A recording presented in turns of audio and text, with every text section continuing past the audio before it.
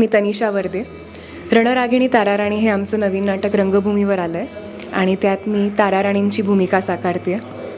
आनंदाची गोष्ट ही आहे की ताराराणींचं हे 350वं जयंती वर्ष आहे आणि आजच्या पिढीपर्यंत ताराराणींचा इतिहास पोहोचवणं ही खूप महत्त्वाची गोष्ट वाटली मला. नमस्कार, मी अरुण पंधरकर. मी रणरागिणी ताराराणी या नाटकामध्ये छत्रपती राजाराम महाराज यांची भूमिका करत आहे. शिवाजी महाराज गेल्यानंतर 9 वर्ष शंभू महाराजांनी लढा दिला, मग 11 वर्ष छत्रपती राजाराम महाराजांनी लढा दिला.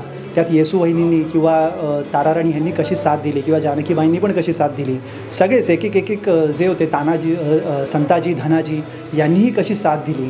ह्याच प्रकारे त्याच्या पुढे जेव्हा आम्ही म्हणजे छत्रपती राजाराम महाराज जेव्हा जर्जर होऊन गेले, त्याच्यानंतर मग ताराराणी कशा उभ्या राहिल्या, मग त्यांनी कसा लढा दिला. गावामध्ये जे बघितलं आहे तिथेच मराठ्यांचा इतिहास संपला का? तर नाही.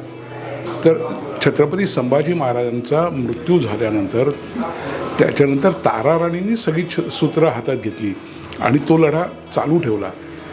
औरंगजेब शेवटपर्यंत दक्षिण दिग्विजय करू शकला नाही. हे त्याचं अपयश खूप मोठं आहे आणि त्याच्याकरता ताराराणींचाही तेवढाच सहभाग आहे त्याच्यात.